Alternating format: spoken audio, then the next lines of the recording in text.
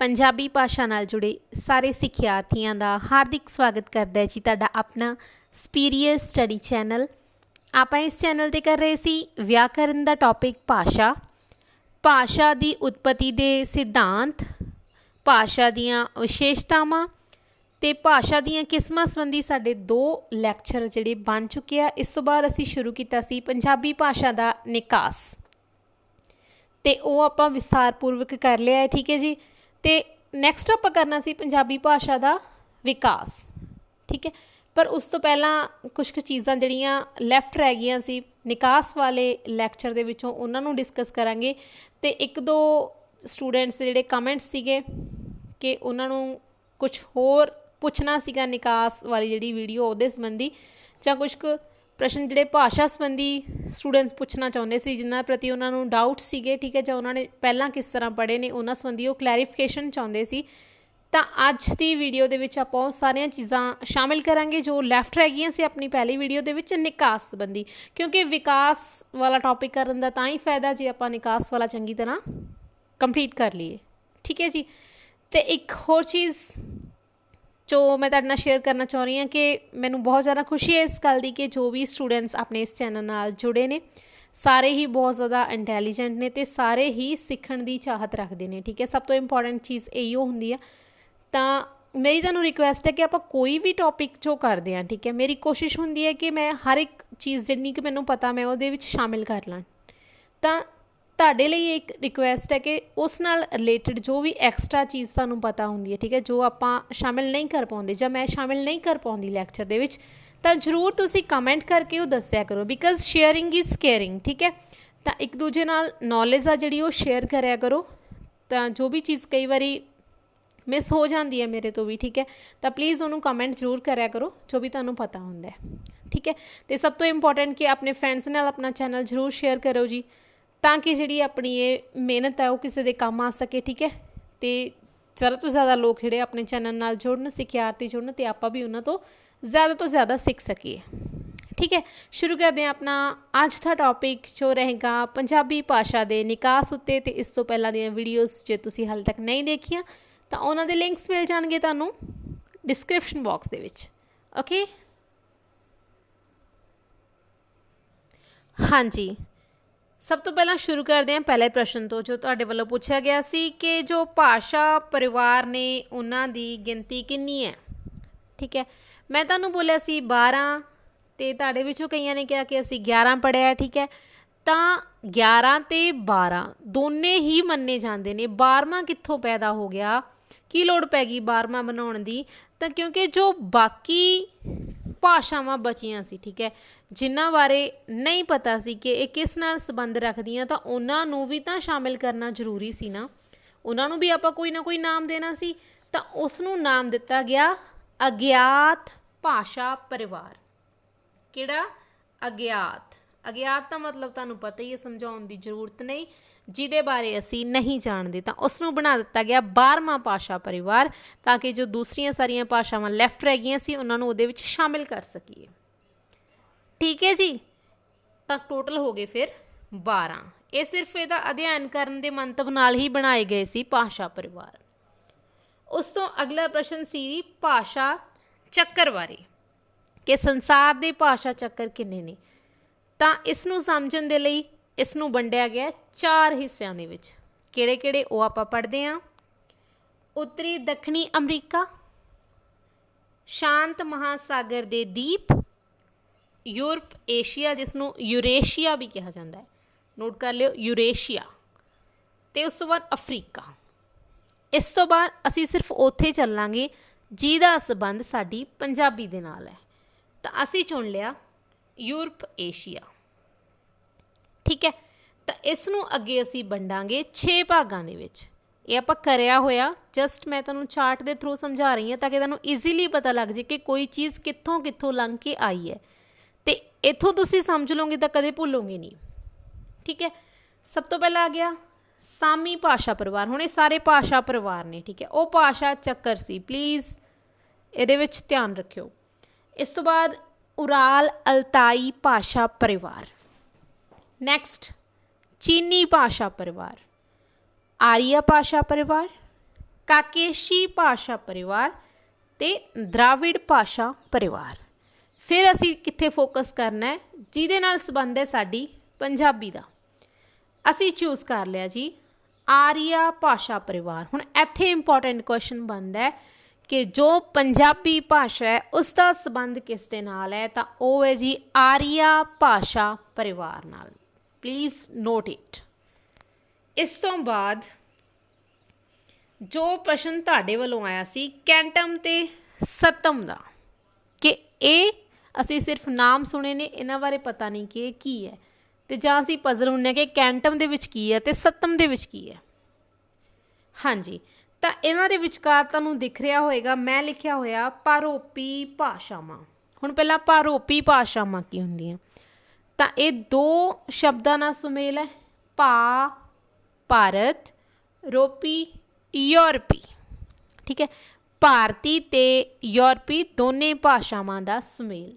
ਤਾਂ ਇਹਨਾਂ ਦੇ ਵਿੱਚ ਅੰਤਰ ਪ੍ਰਗਟਾਉਣ ਦੇ ਲਈ, ਇਹਨਾਂ ਨੂੰ ਅਲੱਗ-ਅਲੱਗ ਕਰਨ ਦੇ ਲਈ ਵਿਅੰਜਨਾਂ ਦੇ ਆਧਾਰ 'ਤੇ ਜੋ ਵੰਡਿਆ ਗਿਆ ਸੀ, ਗਰੁੱਪ ਬਣਾਏ ਗਏ ਸੀ, ਵਰਗ ਬਣਾਏ ਗਏ ਸੀ, ਉਹ ਸੀ ਦੋ, ਕੈਂਟਮ ਤੇ ਸਤਮ। ਠੀਕ ਹੈ, ਹੁਣ ਇਹਨੂੰ ਯਾਦ ਕਰਨ ਦੀ ਇੱਕ ਟ੍ਰਿਕ ਜੀ ਕਰ ਲਓ ਦਿਮਾਗ ਦੇ ਵਿੱਚ। ਠੀਕ ਹੈ, ਸਤਮ ਮਤਲਬ ਸੱਸੇ ਨਾਲ ਸਟਾਰਟ ਹੋ ਰਿਹਾ।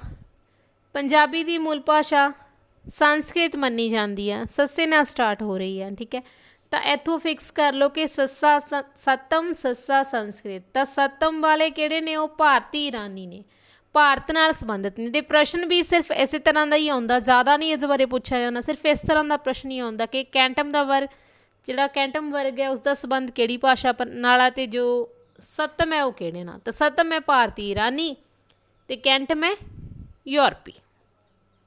ਠੀਕ ਹੈ, ਇਹ ਹੋ ਗਿਆ ਯੂਰਪੀ ਅਤੇ ਇਹ ਹੋ ਗਿਆ ਭਾਰਤੀ ਈਰਾਨੀ।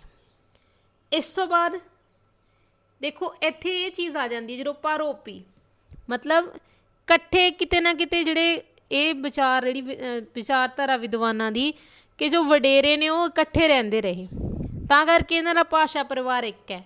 ਕਿਹੜਾ? ਆਰੀਆ ਭਾਸ਼ਾ ਪਰਿਵਾਰ। ਠੀਕ ਹੈ, ਕਦੋਂ ਰਹਿੰਦੇ ਰਹੇ, ਕਿੱਥੇ ਰਹਿੰਦੇ ਰਹੇ, ਇਸ ਸੰਬੰਧੀ ਤਾਂ ਮਤਭੇਦ ਨੇ। ਠੀਕ ਹੈ, ਮਤਭੇਦ ਚੱਲਦੇ ਹੀ ਰਹਿਣੇ ਨੇ ਜਿੰਨਾ ਟਾਈਮ ਕੋਈ ਫਾਈਨਲ ਰਿਜ਼ਲਟ ਨਹੀਂ ਮਿਲਦਾ। ਠੀਕ ਹੈ, ਕਿਉਂਕਿ ਵਿਦਵਾਨਾਂ ਦੀ ਕਿਸੇ ਇੱਕ ਮਤ ਸੰਬੰਧੀ ਰਾਏ ਮਿਲਣੀ ਬਹੁਤ ਜ਼ਿਆਦਾ ਔਖੀ ਹੈ। ਠੀਕ ਹੈ ਜੀ, ਇੰਨਾ ਹੀ ਬਹੁਤ ਹੈ ਕਿ ਇਸ ਤੱਥ ਨਾਲ ਸਹਿਮਤ ਆ ਸਾਰੇ ਕਿ ਦੋਨਾਂ ਦਾ ਜਿਹੜਾ ਸੰਬੰਧ ਆ ਉਹ ਆਰੀਆ ਭਾਸ਼ਾ ਪਰਿਵਾਰ ਨਾਲ ਆ। ਠੀਕ ਹੈ, ਤਾਂ ਇਸ ਤੋਂ ਬਾਅਦ ਅਸੀਂ ਕਰਾਂਗੇ ਯੂਰਪੀ ਭਾਸ਼ਾਵਾਂ ਦੇ ਵਿੱਚ ਕੀ ਆ ਜਾਂਦਾ ਅਤੇ ਭਾਰਤੀ ਈਰਾਨੀ ਦੇ ਵਿੱਚ ਕੀ ਆ ਜਾਂਦਾ ਹੈ। ਅੱਜ ਤੱਕ ਕੈਂਟਮ ਅਤੇ ਸਤਮ ਤੁਹਾਨੂੰ ਪਤਾ ਲੱਗ ਗਿਆ ਹੋਵੇਗਾ ਇਸ ਦਾ ਸੰਬੰਧ ਕਿਸ ਨਾਲ ਹੈ। ਤਾਂ ਪਹਿਲਾਂ ਕਰਾਂਗੇ ਅਸੀਂ ਯੂਰਪੀ ਭਾਸ਼ਾਵਾਂ, ਜਰਮਨ, ਰੂਸੀ, ਅੰਗਰੇਜ਼ੀ, ਇਟਾਲੀਅਨ, ਯੂਨਾਨੀ। ਠੀਕ ਹੈ, ਲਾਤੀਨੀ ਕਹਿ ਦਿੰਦੇ ਹਾਂ ਆਪਾਂ, ਇਟਾਲੀਅਨ, ਰੂਸੀ ਜੇ ਨਾ ਵੀ ਲਿਖੋਗੇ ਤਾਂ ਵੀ ਇਹਨਾਂ ਦੇ ਅੰਡਰ ਆਈ ਜਾਣੀਆਂ ਨੇ। ਠੀਕ ਹੈ, ਯੂਰਪੀ ਭਾਸ਼ਾਵਾਂ ਦੇ ਵਿੱਚ। ਅਤੇ ਇੱਧਰ ਭਾਰਤੀ ਈਰਾਨੀ ਦੇ ਵਿੱਚ ਕੀ ਆ ਗਿਆ, ਭਾਰਤੀ ਆਰੀਆ, ਈਰਾਨੀ ਅਤੇ ਦਰਦ। ਤਿੰਨ ਹਿੱਸੇ ਹੋ ਗਏ ਅਤੇ ਇਹਨਾਂ ਨੂੰ ਆਪਾਂ ਇੱਥੇ ਹੀ ਛੱਡ ਦਾਂਗੇ ਕਿਉਂਕਿ ਇੱਥੋਂ ਲਿੰਕ ਟੁੱਟ ਗਿਆ ਆਪਣੀ ਪੰਜਾਬੀ ਦਾ ਇਹਨਾਂ ਨਾਲੋਂ। ਇੱਥੇ ਸਿਰਫ ਆਪਾਂ ਲਵਾਂਗੇ ਭਾਰਤੀ ਆਰੀਆ, ਈਰਾਨੀ ਅਤੇ ਦਰਦ। ਭਾਰਤੀ ਆਰੀਆ ਦੇ ਵਿੱਚੋਂ ਨਿਕਲੀ ਵੈਦਿਕ ਭਾਸ਼ਾ, ਜਿਹਨੂੰ ਵੈਦਿਕ ਸੰਸਕ੍ਰਿਤ ਵੀ ਕਿਹਾ ਗਿਆ, ਪਰ ਆਪਾਂ ਕਹਾਂਗੇ ਵੈਦਿਕ ਭਾਸ਼ਾ ਕਿਉਂਕਿ ਪਹਿਲਾਂ ਵੈਦਿਕ ਭਾਸ਼ਾ ਹੀ ਇਸ ਦਾ ਨਾਮਕਰਨ ਸੀ। ਈਰਾਨੀ 'ਚੋਂ ਨਿਕਲੀ ਫਾਰਸੀ ਅਤੇ ਦਰਦ ਦੇ ਵਿੱਚੋਂ ਕਸ਼ਮੀਰ ਦੀ ਭਾਸ਼ਾ। ਠੀਕ ਹੈ, ਇਸ ਤੋਂ ਬਾਅਦ ਆਪਣਾ ਸੰਬੰਧ ਸਿਰਫ ਰਹਿ ਗਿਆ ਵੈਦਿਕ ਭਾਸ਼ਾ ਦੇ ਨਾਲ, ਦੂਜੇ ਆਪਾਂ ਛੱਡ ਦੇਣੇ ਆ, ਵੈਦਿਕ ਭਾਸ਼ਾ 'ਤੇ ਆ ਜਾਓ। ਹੁਣ ਵੈਦਿਕ ਭਾਸ਼ਾ ਸੰਬੰਧੀ ਪ੍ਰਸ਼ਨ ਪੁੱਛਿਆ ਗਿਆ ਸੀ ਤੁਹਾਡੇ ਵੱਲੋਂ ਕਿ ਵੈਦਿਕ ਭਾਸ਼ਾ ਜਾਂ ਵੈਦਿਕ ਸੰਸਕ੍ਰਿਤ, ਦੋਨਾਂ ਦੇ ਵਿੱਚ ਕੀ ਫਰਕ ਹੈ। ਓਕੇ, ਤਾਂ ਸਭ ਤੋਂ ਪਹਿਲਾਂ ਅਸੀਂ ਕਰਾਂਗੇ ਕਿ ਵੈਦਿਕ ਭਾਸ਼ਾ ਨੂੰ ਵੀ ਦੋ ਹਿੱਸਿਆਂ 'ਚ ਵੰਡ ਲਿਆ ਗਿਆ, ਕਲਾਸੀਕਲ ਸੰਸਕ੍ਰਿਤ ਅਤੇ ਵੈਦਿਕ ਸੰਸਕ੍ਰਿਤ। ਹੁਣ ਜਿੱਦਾਂ ਵੈਦਿਕ ਭਾਸ਼ਾ ਗਈ, ਸਮਝ ਆ ਗਈ ਆਪਾਂ ਨੂੰ ਕਿਹੜੀ ਭਾਸ਼ਾ ਹੈ, ਵੇਦਾਂ ਦੀ ਭਾਸ਼ਾ। ਠੀਕ ਹੈ, ਜਿਹਦੇ ਵਿੱਚ ਵੇਦ ਲਿਖੇ ਗਏ ਆ, ਵੈਦਿਕ ਸੰਸਕ੍ਰਿਤ। ਉਸ ਤੋਂ ਬਾਅਦ ਕਲਾਸੀਕਲ ਸੰਸਕ੍ਰਿਤ, ਜੋ ਆਮ ਲੋਕਾਂ ਦੀ ਭਾਸ਼ਾ ਬੋਲੀ ਗਈ, ਲੌਕਿਕ। ਠੀਕ ਹੈ, ਹੁਣ ਇਹ ਚੀਜ਼ ਦੇ ਵਿੱਚ ਕਨਫਿਊਜ਼ ਨਹੀਂ ਹੋ ਜਾਣਾ ਕਿ ਅੱਗੇ ਜੋ ਕਲਾਸੀਕਲ ਸੰਸਕ੍ਰਿਤ ਸੀਗੀ ਉਹਦੀ ਵੰਡ ਹੋਈ। ਠੀਕ ਹੈ, ਲੋਕਾਂ ਨੇ ਕਿਉਂ ਬੋਲਣੀ ਬੰਦ ਕਰੀ, ਕਿਉਂਕਿ ਕਲਾਸੀਕਲ ਸੰਸਕ੍ਰਿਤ ਨੂੰ ਹੀ ਕਾਹਦੇ 'ਚ ਬੰਨ੍ਹਤਾ, ਵਿਆਕਰਨ ਦੇ ਵਿੱਚ, ਨਿਯਮਾਂ ਦੇ ਵਿੱਚ ਬੰਨ੍ਹਤਾ, जे ना बनते, जे वो आम लोक बोली रहिंदी तो फिर लोग क्यों छड्डदे। ठीक है, तो इसनूं वंडिया गया अगे 3 हिस्सों दे विच। किसनूं? क्लासिकल संस्कृत नूं। ठीक है, किस तरह जी? पहला ਸਾਹਿਤਿਕ ਪ੍ਰਕਿਰਤਾਂ। ਸਾਹਿਤਿਕ ਤੁਹਾਨੂੰ ਨਾਮ ਤੋਂ ਹੀ ਕਲੀਅਰ ਹੋ ਗਿਆ ਹੋ। ਠੀਕ ਹੈ, ਸਾਹਿਤ ਨਾਲ ਸੰਬੰਧਿਤ ਹੋਣ ਜੋ।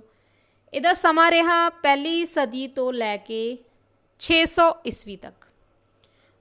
ਆਪ ਭ੍ਰੰਸ਼ਾਂ ਦਾ ਇਹਨੂੰ ਆਪਾਂ ਬਾਅਦ 'ਚ ਕਰਦੇ ਹਾਂ। ਪਾਲੀ ਭਾਸ਼ਾ ਸਭ ਤੋਂ ਪਹਿਲਾਂ ਹੋਈ। ਠੀਕ ਹੈ, ਪਾਲੀ ਭਾਸ਼ਾ ਦਾ ਜੀ 600 ਈਸਵੀ ਪੂਰਵ ਤੋਂ 1 ਸਦੀ ਈਸਵੀ। ਉਸ ਤੋਂ ਬਾਅਦ ਆਇਆ 1 ਸਦੀ ਤੋਂ ਲੈ ਕੇ 600 ਈਸਵੀ ਸਾਹਿਤਿਕ ਪ੍ਰਕਿਰਤਾਂ। ਉਸ ਤੋਂ ਬਾਅਦ ਆ ਗਈਆਂ ਅਪਭ੍ਰੰਸ਼ਾਂ। ਹੁਣ ਇਹ ਕਿੱਥੋਂ ਨਿਕਲੀਆਂ? ਕਲਾਸੀਕਲ ਸੰਸਕ੍ਰਿਤ ਤੋਂ। ਠੀਕ ਹੈ, ਤਾਂ ਉਸ ਤੋਂ ਬਾਅਦ ਜੀ ਆਪਣੇ ਕੋਲੇ ਆ ਗਿਆ ਅਪਭ੍ਰੰਸ਼ਾਂ ਦਾ। ਸਿਰਫ ਅਤੇ ਸਿਰਫ ਅਪਭ੍ਰੰਸ਼ਾਂ ਆਪਾਂ, ਕਿਉਂਕਿ ਪਾਲੀ ਭਾਸ਼ਾ ਵੀ ਹੌਲੀ ਹੌਲੀ ਇਹਦੀ ਲੋਕਪ੍ਰਿਯਤਾ ਘਟਦੀ ਗਈ। ਆਪਾਂ ਕਰਿਆ ਸੀ ਪਹਿਲੇ ਵਾਲੇ ਲੈਕਚਰ ਦੇ ਵਿੱਚ ਕਿ ਜਦੋਂ ਵਿਆਕਰਨ ਦੇ ਵਿੱਚ ਬੰਨ੍ਹ ਦਿੰਦੇ ਨੇ, ਠੀਕ ਹੈ, ਕਠੋਰ ਬਣਾ ਦਿੰਦੇ ਨੇ ਕਿਸੇ ਭਾਸ਼ਾ ਨੂੰ, ਤਾਂ ਆਟੋਮੈਟਿਕਲੀ ਆਮ ਲੋਕਾਂ ਤੋਂ ਦੂਰ ਹੋ ਜਾਂਦੀ ਹੈ। ਠੀਕ ਹੈ, ਹੁਣ ਸਾਹਿਤਿਕ ਤਾਂ ਪਹਿਲਾਂ ਹੀ ਪਤਾ ਆਪਾਂ ਨੂੰ, ਜਿਹੜੀ ਹੋਈ ਸਾਹਿਤ ਵਾਲੀ, ਨਿਰੀ ਸਾਹਿਤ ਵਾਲੀ ਹੋ ਗਈ ਹੈ ਨਾ। ਤਾਂ ਆਪਾਂ ਗੱਲ ਕਰਾਂਗੇ ਅਪਭ੍ਰੰਸ਼ਾਂ ਦੀ। ਇਸ ਸੰਬੰਧੀ ਅਸੀਂ ਚੰਗੀ ਤਰ੍ਹਾਂ ਪੜ੍ਹ ਚੁੱਕੇ ਹਾਂ ਕੀ ਮੀਨਿੰਗ ਅਪਭ੍ਰੰਸ਼ਾਂ ਦਾ ਜਾਂ ਕੀ ਹੈ। ਤੁਸੀਂ ਸਿਰਫ ਸਮਾਂ ਨੋਟ ਕਰਨਾ ਹੈ ਇੱਥੇ। ਠੀਕ ਹੈ, ਤਿੰਨਾਂ ਦਾ। ਅਪਭ੍ਰੰਸ਼ਾਂ ਦੇ ਵਿੱਚੋਂ ਜਿਹੜੀਆਂ ਵਿਕਸਿਤ ਹੋਈਆਂ ਬੋਲੀਆਂ ਉਹਨਾਂ ਨੂੰ ਕਿਹਾ ਗਿਆ ਆਧੁਨਿਕ ਬੋਲੀਆਂ, ਅਤੇ ਸਮਾਂ ਰਹੇਗਾ ਇਹਨਾਂ ਦਾ 1000 ਤੋਂ ਲੈ ਕੇ, ਠੀਕ ਹੈ, ਅੱਗੇ ਤੱਕ ਜਿੰਨਾ ਵੀ ਸਮਾਂ ਉਹ ਸਾਰਾ ਇਹਦੇ ਵਿੱਚ ਆ ਜਾਊਗਾ 1000 ਈਸਵੀ ਤੋਂ ਲੈ ਕੇ। ਤਾਂ ਇਹ ਆ ਗਈਆਂ ਜੀ ਮੁੱਖ 4। ਕਿਹੜੀਆਂ ਕਿਹੜੀਆਂ? ਮਹਾਰਾਸ਼ਟਰੀ, ਮਗਧੀ, ਸੌਰਸ਼ੈਨੀ ਅਤੇ ਪੈਸਾਚੀ।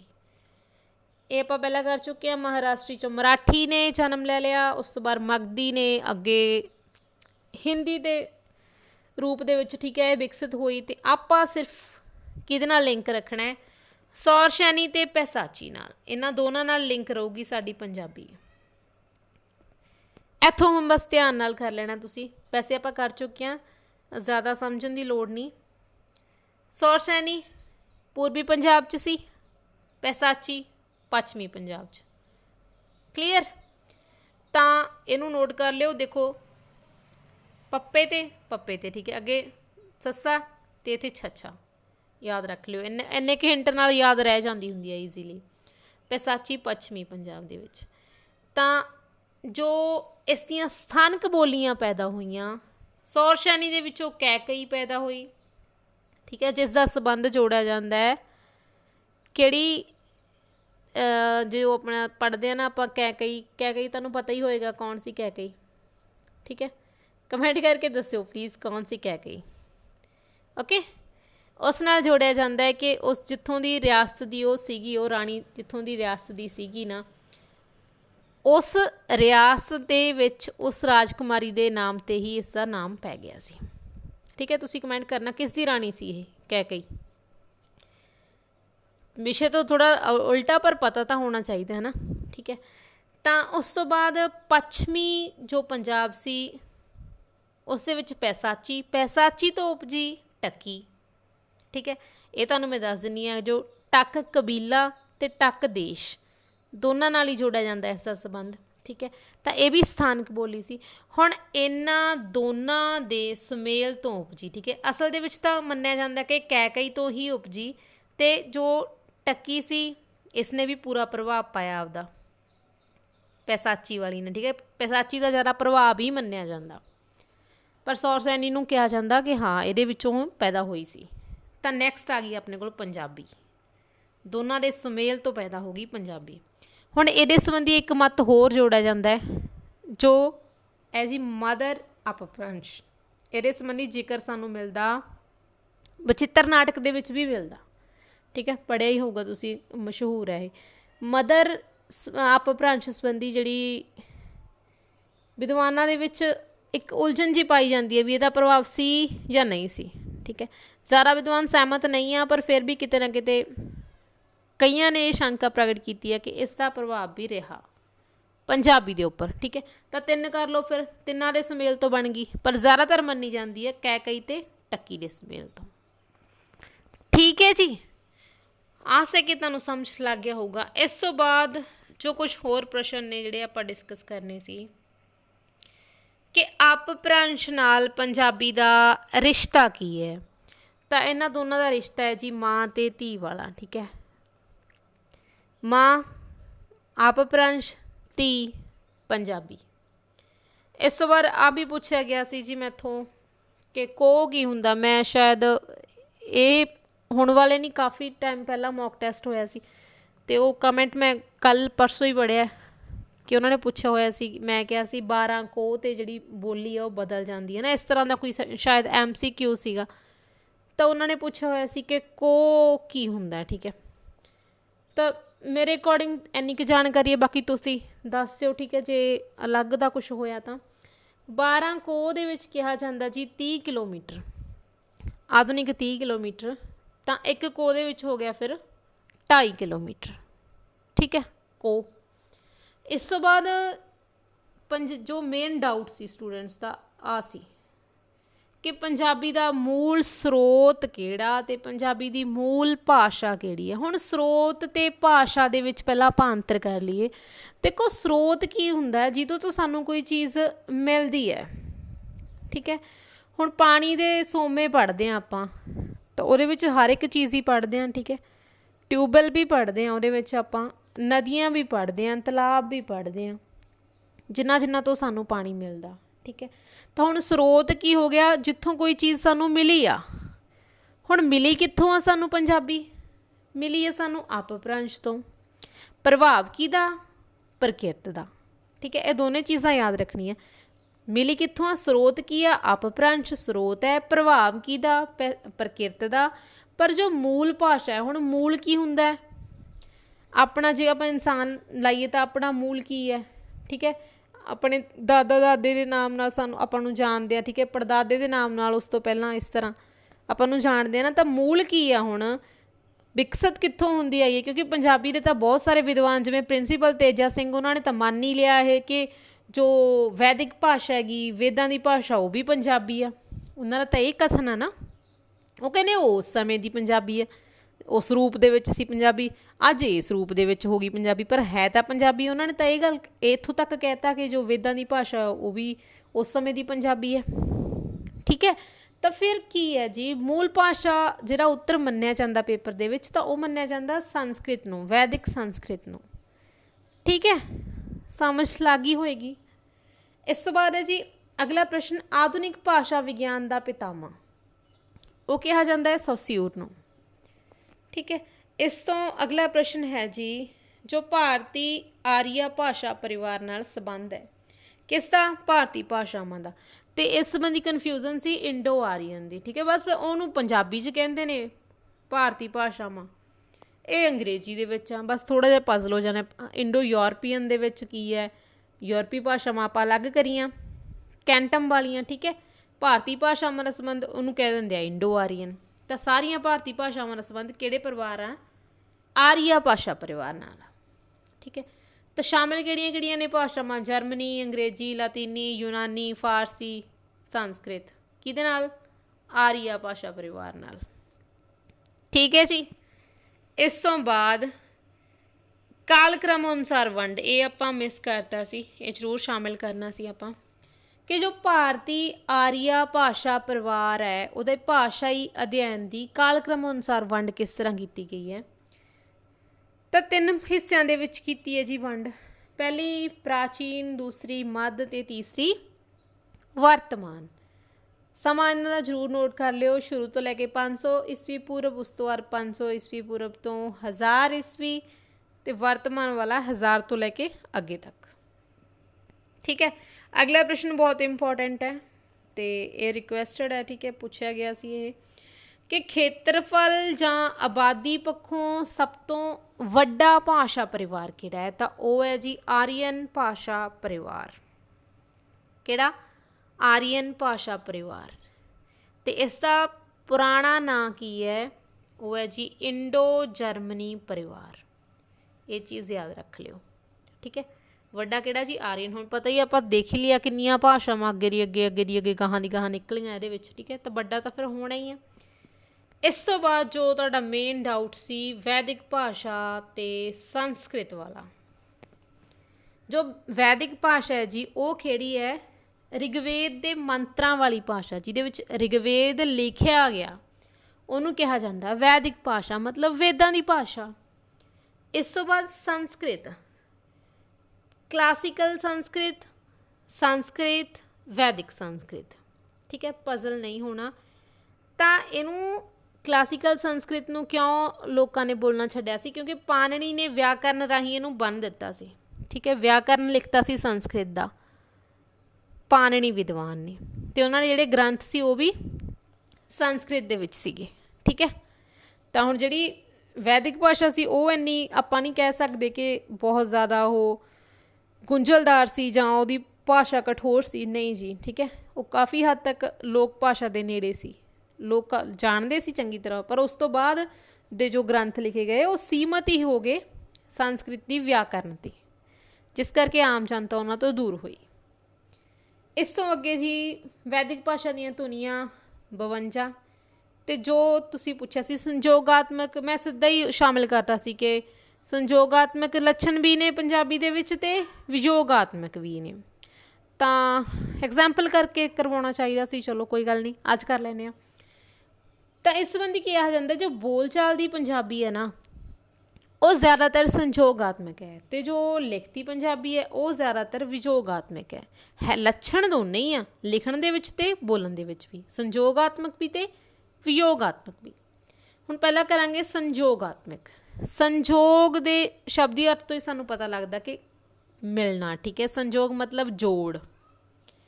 ਤਾਂ ਇਹਦੀ ਐਗਜ਼ਾਮਪਲ ਇੱਕ ਲੈ ਲਓ, ਮੈਂ ਘਰੋਂ ਸਕੂਲ ਗਿਆ, ਉਹ ਘਰੋਂ ਬਾਹਰ ਆਇਆ। ਹੁਣ ਇੱਥੇ ਸ਼ਬਦ ਹੈ ਘਰੋਂ। ਠੀਕ ਹੈ, ਘਰੋਂ। ਜੇ ਹੁਣ ਇਹਨੂੰ ਆਪਾਂ ਇਕੱਠਾ ਲਿਖ ਦਈਏ ਤਾਂ ਇਹ ਬਣ ਗਿਆ ਸੰਯੋਗਾਤਮਕ। ਜੇ ਹੁਣ ਆਪਾਂ ਲਿਖ ਦਈਏ ਮੈਂ ਘਰ ਤੋਂ ਬਾਹਰ ਆਇਆ, ਮੈਂ ਘਰੋਂ ਬਾਹਰ ਆਇਆ, ਮੈਂ ਘਰ ਤੋਂ ਬਾਹਰ ਆਇਆ। ਹੁਣ ਘਰ ਅਤੇ ਤੋਂ ਇਹਨੂੰ ਆਪਾਂ ਤੋੜ ਕੇ ਰੱਖਤਾ ਸ਼ਬਦ ਨੂੰ, ਘਰੋਂ ਨੂੰ ਦੋ ਹਿੱਸਿਆਂ 'ਚ ਵੰਡਤਾ, ਘਰ ਅਤੇ ਤੋਂ। ਤਾਂ ਇਹ ਹੋ ਗਿਆ ਵਿਯੋਗਾਤਮਕ। ਠੀਕ ਹੈ ਜੀ, ਜਦੋਂ ਕਿਸੇ ਚੀਜ਼ ਨੂੰ ਆਪਾਂ ਐਕਸਪਲੇਨ ਕਰਕੇ ਬੋਲਣਾ ਹੈ ਤਾਂ ਉਹ ਹੈ ਜੀ ਵਿਯੋਗਾਤਮਕ, ਅਤੇ ਜਦੋਂ ਆਪਾਂ ਉਹਨੂੰ ਇਕੱਠਾ ਬੋਲ ਦਿੰਦੇ ਹਾਂ, ਘਰੋਂ ਬੋਲ ਦਿੰਦੇ ਹਾਂ, ਤਾਂ ਉਹ ਹੈ ਸੰਯੋਗਾਤਮਕ। ਠੀਕ ਹੈ, ਤਾਂ ਬਹੁਤ ਘੱਟ ਲਿਖਦੇ ਹਾਂ ਨਾ ਆਪਾਂ, ਮੈਂ ਘਰੋਂ ਆਇਆ, ਆਪਾਂ ਲਿਖਦੇ ਹਾਂ ਮੈਂ ਘਰ ਤੋਂ ਆਇਆ। ਮਤਲਬ ਕੋਈ ਵੀ ਸ਼ਬਦ ਇਸ ਤਰ੍ਹਾਂ ਆਪਾਂ ਲਿਖਦੇ ਹਾਂ, ਇਕੱਠਾ ਨਹੀਂ ਲਿਖਦੇ, ਤਾਂ ਕਰਕੇ ਵਿਯੋਗਾਤਮਕ ਕਿਹਾ ਜਾਂਦਾ। ਪਹਿਲਾਂ ਵਾਲੀ ਜਿਹੜੀ ਪੰਜਾਬੀ ਸੀ ਉਹ ਜ਼ਿਆਦਾ ਸੰਯੋਗਾਤਮਕ ਸੀ, ਪਰ ਅੱਜ ਕੱਲ੍ਹ ਵਿਯੋਗਾਤਮਕ ਵੀ ਹੋ ਗਈ ਆ। ਠੀਕ ਹੈ, ਜ਼ਿਆਦਾ ਕੁਛ ਨਹੀਂ ਇਹਦੇ ਵਿੱਚ। ਇਸ ਤੋਂ ਬਾਅਦ ਹੈ ਜੀ ਲਿੰਗ ਸੰਬੰਧੀ ਪ੍ਰਸ਼ਨ, ਕਿ ਪੰਜਾਬੀ ਦੇ ਹਰੇਕ ਨਾਮ ਦਾ ਲਿੰਗ ਜ਼ਰੂਰ ਹੁੰਦਾ ਹੈ, ਅਤੇ ਕਿਹੜੇ ਲਿੰਗ ਦੀ ਬਹੁਤਾਤ ਹੈ ਜੀ ਪੰਜਾਬੀ ਦੇ ਵਿੱਚ, ਇਹ ਪ੍ਰਸ਼ਨ ਵੀ ਕਰਨਾ ਸੀ ਆਪਾਂ। ਕਿਉਂ ਕਿਹਾ ਜਾਂਦਾ ਕਿ ਜੋ ਪੰਜਾਬੀ ਭਾਸ਼ਾ ਉਹਦੇ ਵਿੱਚ ਮਰਦਾਊਪਣਾ ਜਿਹੜਾ ਉਹ ਜ਼ਿਆਦਾ ਝਲਕਦਾ ਹੈ, ਕਿਉਂਕਿ ਜ਼ਿਆਦਾ ਜਿਹੜੇ ਲਿੰਗ ਆ ਉਹ ਸਾਨੂੰ ਪਲਿੰਗ ਦੇ ਰੂਪ ਵਿੱਚ ਮਿਲਦੇ ਆ, ਇਸਤਰੀ ਲਿੰਗ 'ਚ ਘੱਟ ਮਿਲਦੇ ਆ, ਪਲਿੰਗ 'ਚ ਜ਼ਿਆਦਾ ਮਿਲਦੇ ਆ। ਠੀਕ ਹੈ, ਉਦਾਹਰਨ ਦੇ ਤੌਰ 'ਤੇ ਆਪਣੇ ਸਰੀਰ ਦੇ ਅੰਗਾਂ ਦੇ ਨਾਮ ਹੀ ਆਪਾਂ ਦੇ ਸਕਦੇ ਹਾਂ। ਠੀਕ ਹੈ, ਜ਼ਿਆਦਾਤਰ ਕਿਹੜੇ ਆ, ਪੁਲਿੰਗ ਦੇ ਵਿੱਚ ਆ, ਹੱਥ, ਪੈਰ, ਗੋਡਾ, ਮੋਢਾ, ਸਿਰ, ਹੈ ਨਾ, ਇਸ ਤਰ੍ਹਾਂ। ਇਸ ਤੋਂ ਬਾਅਦ ਪੰਜਾਬੀ ਭਾਸ਼ਾ ਦਾ ਕਿਹੜਾ ਰੂਪ ਇਸ ਨੂੰ ਵਿਕਾਸ ਵੱਲ ਲਿਜਾਂਦਾ ਹੈ? ਹੁਣ ਵਿਕਾਸ ਵੱਲ ਕਿਹੜਾ ਰੂਪ ਲੈ ਕੇ ਜਾਊਗਾ? ਉਹ ਲੈ ਕੇ ਜਾਊਗਾ ਸੁਭਾਵਿਕ। ਜਦੋਂ ਤੱਕ ਕੋਈ ਇਨਸਾਨ ਅਸਲੀਅਤ ਦੇ ਵਿੱਚ ਰਹੂਗਾ, ਠੀਕ ਹੈ, ਜਿਸ ਤਰ੍ਹਾਂ ਦਾ ਉਹ ਹੈ, ਉਹਨਾਂ ਟਾਈਮ ਉਹ ਵਧੀਆ, ਉਹਦੀ ਡਿਵੈਲਪਮੈਂਟ ਹੁੰਦੀ ਹੈ, ਉਹ ਅੱਗੇ ਵੱਧਦਾ। ਪਰ ਜੇ ਆਪਾਂ ਕਿਸੇ ਤਰ੍ਹਾਂ ਦੀ ਜਿਹੜੀ ਨੌਟੰਕੀ ਕਰਨ ਲੱਗ ਜਾਈਏ, ਕਿਸੇ ਦੀ ਨਕਲ ਕਰਨ ਲੱਗ ਜਾਈਏ, ਠੀਕ ਹੈ, ਜੋ ਸਾਡੀ ਪਰਸਨੈਲਿਟੀ ਹੈ ਹੀ ਨਹੀਂ ਉਹ ਸ਼ੋਅ ਕਰਨ ਲੱਗ ਜਾਈਏ, ਤਾਂ ਫਿਰ ਉਹ ਜ਼ਿਆਦਾ ਟਾਈਮ ਨਹੀਂ ਚੱਲਦੀ। ਤਾਂ ਇਸੇ ਤਰ੍ਹਾਂ ਹੀ ਪੰਜਾਬੀ ਦਾ ਜੇ ਆਪਾਂ ਵਿਕਾਸ ਚਾਹੁੰਦੇ ਹਾਂ ਤਾਂ ਉਹਦਾ ਸੁਭਾਵਿਕ ਰੂਪ ਹੋਣਾ ਬਹੁਤ ਜ਼ਿਆਦਾ ਜ਼ਰੂਰੀ ਹੈ। ਪਰ ਅੱਜ ਕੱਲ੍ਹ ਕੀ ਹੈ, ਪੰਜਾਬੀ ਦੇ ਵਿੱਚ ਰਲੇਵਾਂ ਆ ਰਿਹਾ, ਜਿਸ ਤਰ੍ਹਾਂ ਚਾਵਲ ਸ਼ਬਦ ਆਪਾਂ ਵਰਤੀ ਜਾ ਰਹੇ ਹਾਂ। ਠੀਕ ਹੈ, ਚਾਵਲ ਹਿੰਦੀ ਦਾ ਸ਼ਬਦ ਹੈ, ਪੰਜਾਬੀ 'ਚ ਚੌਲ ਹੈ, ਪਰ ਆਪਾਂ ਕਹਿੰਦੇ ਹਾਂ ਚਾਵਲ ਖਾ ਲਓ, ਹੈ ਨਾ। ਚਲੋ ਆਮ ਜ਼ਿੰਦਗੀ ਦੇ ਵਿੱਚ ਇਹ ਬਣ ਚੁੱਕੀਆਂ ਗੱਲਾਂ, ਪਰ ਆਪਾਂ ਇਹਨਾਂ ਵੱਲ ਧਿਆਨ ਨਹੀਂ ਦਿੰਦੇ ਕਿ ਪੰਜਾਬੀ ਦੇ ਵਿੱਚ ਰਲਾ ਹੋ ਰਿਹਾ ਦੂਸਰੀਆਂ ਭਾਸ਼ਾਵਾਂ ਦਾ। ਤਾਂ ਜ਼ਰੂਰੀ ਹੈ ਜੀ ਇਹਨੂੰ ਸਹੀ ਮੁਹਾਵਰੇ ਵਾਂਗ ਬੋਲਿਆ ਜਾਵੇ ਅਤੇ ਰਲੇਵੇਂ ਤੋਂ ਮੁਕਤ ਰੱਖਿਆ ਜਾਵੇ, ਕਿਉਂਕਿ ਜੇ ਇਹਨੂੰ ਆਪਾਂ ਮੁਹਾਵਰੇ ਵਾਲੀ ਜਿਹੜੀ ਸ਼ੈਲੀ ਦੇ ਵਿੱਚ ਨਹੀਂ ਬੋਲਦੇ ਨਾ, ਤਾਂ ਇਹਦੇ ਜਿਹੜੇ ਅਰਥ ਆ ਉਹ ਉਲਟੇ ਹੀ ਨਿਕਲੇ ਆਉਂਦੇ ਨੇ। ਠੀਕ ਹੈ, ਜਿਸ ਤਰ੍ਹਾਂ ਆਪਾਂ ਇਹਦੀ ਐਗਜ਼ਾਮਪਲ ਆਪਾਂ ਲੈ ਸਕਦੇ ਹਾਂ, कि जो बच्चे नूं उबाल के दुੱਧ पिलाओ, ठीक है, ਜਾਂ ਬੱਚੇ ਨੂੰ ਉਬਾਲ ਕੇ ਪਾਣੀ ਪਿਆਓ। ਤਾਂ ਹੁਣ ਇਹਦਾ ਮਤਲਬ ਤਾਂ ਪੁੱਠਾ ਹੀ ਨਿਕਲਦਾ ਨਾ ਕਿ ਬੱਚੇ ਨੂੰ ਉਬਾਲੋ, ਤਾਂ ਉਹ ਸੁਭਾਵਿਕ ਨਹੀਂ ਹੈ। ਪਰ ਆਪਾਂ ਧਿਆਨ ਨਹੀਂ ਦਿੰਦੇ ਕਿ ਕਿਸ ਤਰ੍ਹਾਂ ਕੋਈ ਚੀਜ਼ ਬੋਲ ਰਹੇ ਹਾਂ ਆਪਾਂ। ਤਾਂ ਉਹਨੂੰ ਆਪਾਂ ਬੋਲਣਾ ਕੀ ਚਾਹੀਦਾ ਆਪਾਂ ਨੂੰ ਕਿ ਬੱਚੇ ਨੂੰ ਦੁੱਧ ਉਬਾਲ ਕੇ ਪਿਆਓ, ਨਾ ਕਿ ਬੱਚੇ ਨੂੰ ਉਬਾਲ ਕੇ ਦੁੱਧ ਪਿਆਓ। ਠੀਕ ਹੈ, ਉਹ ਗੱਲ ਵੱਖਰੀ ਹੈ ਕਿ ਆਪਾਂ ਥੋੜ੍ਹਾ ਪੌਜ਼ ਲੈ ਲੈਂਦੇ ਹਾਂ ਵਿੱਚ ਕਿ ਸਾਹਮਣੇ ਬੰਦੇ ਨੂੰ ਗੱਲ ਸਮਝ ਆ ਜਾਂਦੀ ਹੈ, ਪਰ ਇਹ ਸੁਭਾਵਿਕ ਰੂਪ ਨਹੀਂ ਆ। ਮੁਹਾਵਰੇ ਵਾਲੀ ਜਿਹੜੀ ਸ਼ੈਲੀ ਆ ਉਹ ਪੰਜਾਬੀ ਦੀ ਉਹ ਸਹੀ ਹੀ ਰੱਖਣੀ ਚਾਹੀਦੀ ਹੈ, ਤਾਂ ਜਿਹੜਾ ਇਹਦਾ ਵਿਕਾਸ ਆ ਉਹ ਜ਼ਰੂਰ ਹੋਏਗਾ। ਅਤੇ ਰਲੇਵੇਂ ਤੋਂ ਮੁਕਤ ਰੱਖਣੀ ਚਾਹੀਦੀ ਹੈ। ਜੇ ਚੌਲ ਆ ਤਾਂ ਫਿਰ ਚੌਲ ਹੀ ਬੋਲੋ, ਚਾਵਲ ਨਾ ਬੋਲੋ। ਠੀਕ ਹੈ, ਇਸ ਤੋਂ ਬਾਅਦ ਹੈ ਜੀ ਇਹ ਇੰਪੋਰਟੈਂਟ ਪ੍ਰਸ਼ਨ ਨੇ, ਇਹਦੇ ਵਿੱਚੋਂ ਆ ਸਕਦਾ ਪ੍ਰਸ਼ਨ, ਧਿਆਨ ਨਾਲ ਕਰ ਲਿਓ। ਭਾਸ਼ਾ ਦੇ ਰੂਪ। ਭਾਸ਼ਾ ਦੇ ਰੂਪ ਦੋ ਤਰ੍ਹਾਂ ਨਾਲ ਮਿਲਦੇ ਆ ਸਾਡੇ ਕੋਲ, ਧੁਨੀ ਰੂਪ ਅਤੇ ਲਿਪੀ ਰੂਪ। ਧੁਨੀ ਰੂਪ ਕੀ ਹੈ? ਪ੍ਰਧਾਨ ਰੂਪ ਹੈ ਅਤੇ ਪ੍ਰਾਇਮਰੀ ਹੈ। ਪ੍ਰਾਇਮਰੀ ਕੀ ਹੁੰਦਾ? ਮੁੱਢਲਾ, ਪਹਿਲਾਂ ਧੁਨੀਆਂ ਹੀ ਸਿੱਖਦਾ ਬੱਚਾ, ਲਿਪੀ ਤਾਂ ਉਸ ਤੋਂ ਬਾਅਦ 'ਚ ਆਉਂਦੀ ਹੈ, ਲਿਖਣਾ ਤਾਂ ਉਸ ਤੋਂ ਬਾਅਦ ਸਿੱਖਦਾ ਹੈ, ਉਹ ਬੋਲਣਾ ਸਿੱਖਦਾ ਪਹਿਲਾਂ। ਤਾਂ ਜੋ ਲਿਪੀ ਰੂਪ ਹੈ ਉਹ ਹੈ ਸੈਕੰਡਰੀ ਜਾਂ ਗੌਣ ਰੂਪ। ਧੁਨੀ ਵਾਲਾ ਅਸਥਾਈ ਹੈ। ਹੁਣ ਦੇਖੋ ਬੋਲੀ ਹੋਈ ਚੀਜ਼ ਕਿੰਨੇ ਕੁ ਟਾਈਮ ਯਾਦ ਰਹਿ ਜੂ, ਜਾਂ ਉਹਦੇ ਵਿੱਚ ਰਲੇਵਾਂ ਵੀ ਹੋ ਸਕਦਾ, ਪਰ ਲਿਖੀ ਹੋਈ ਚੀਜ਼ ਆ ਉਹ ਜ਼ਿਆਦਾ ਦੇਰ ਤੱਕ ਕਾਇਮ ਰਹਿ ਸਕਦੀ ਹੈ ਅਤੇ ਉਹ ਇੱਕ ਸਬੂਤ ਵਜੋਂ ਅਸੀਂ ਪੇਸ਼ ਕਰ ਸਕਦੇ ਹਾਂ। ਸਥਾਈ ਰੂਪ ਹੁੰਦਾ ਉਹਦਾ। ਇਸ ਤੋਂ ਬਾਅਦ ਧੁਨੀ ਰੂਪ ਦੇ ਵਿੱਚ ਧੁਨੀ ਜਿਹੜੀ ਆ ਉਹ ਪ੍ਰਮੁੱਖ ਹੁੰਦੀ ਆ, ਪਰ ਜੋ ਲਿਪੀ ਰੂਪ ਆ ਉਹਦੇ ਵਿੱਚ ਹੁੰਦੇ ਆ ਚਿੰਨ੍ਹ ਪ੍ਰਮੁੱਖ ਜਾਂ ਅੱਖਰ। ਠੀਕ ਹੈ, ਉਹਦੇ 'ਤੇ ਜ਼ੋਰ ਦਿੱਤਾ ਜਾਂਦਾ। ਜੋ ਧੁਨੀ ਹੈ ਜੀ ਉਹ ਲਚਕੀਲਾ ਰੂਪ ਹੁੰਦਾ ਉਹਦਾ। ਦੇਖੋ ਬੋਲਣ ਵੇਲੇ ਆਪਾਂ ਕਿਸ ਤਰ੍ਹਾਂ ਵੀ ਕਿਸੇ ਤਰ੍ਹਾਂ ਵੀ ਬੋਲ ਦਿੰਦੇ ਹਾਂ। ਠੀਕ ਹੈ, ਅਤੇ ਜੋ ਲਿਪੀ ਰੂਪ ਹੈ ਉਹ ਕਠੋਰ ਰੂਪ ਹੈ। ਇਹਦੇ ਵਿੱਚ ਸਾਨੂੰ ਨਿਯਮਾਂ ਦਾ ਪਾਲਣਾ ਕਰਨਾ ਪੈਂਦਾ। ਠੀਕ ਹੈ, ਜਿਹੜਾ ਆਪਣੀ ਵਾਕ ਦੀ ਤਰਤੀਬ ਬਣੀ ਹੋਈ ਆ ਵਿਆਕਰਨ ਦੇ ਅਨੁਸਾਰ, ਉਹਦੇ ਅਨੁਸਾਰ ਹੀ ਸਾਨੂੰ ਲਿਖਣਾ ਪਊ। ਜੇ ਗਲਤ ਲਿਖਾਂਗੇ ਤਾਂ ਫਿਰ ਨੰਬਰ ਕੱਟੇ ਜਾਣਗੇ। ਠੀਕ ਹੈ, ਤਾਂ ਉਹ ਚੀਜ਼ ਕੀ ਹੈ ਕਿ ਇੱਥੇ ਨਿਯਮ ਆ ਜਿਹੜੇ ਉਹ ਕਠੋਰ ਹੋ ਜਾਂਦੇ ਆ ਲਿਪੀ ਦੇ ਵਿੱਚ, ਪਰ ਜੋ ਧੁਨੀ ਰੂਪ ਦੇ ਵਿੱਚ ਆ ਉਹ ਲਚਕੀਲਾ ਰੂਪ ਆ। ਉਹਦੇ ਵਿੱਚ ਆਪਾਂ ਨੂੰ ਐਵੇਂ ਨਹੀਂ ਹੁੰਦਾ ਕਿ ਹਾਂ ਹਰ ਇੱਕ ਚੀਜ਼ ਵਿਆਕਰਨ ਪੱਖੋਂ ਆਪਾਂ ਸਹੀ ਹੀ ਬੋਲਣੀ ਹੈ।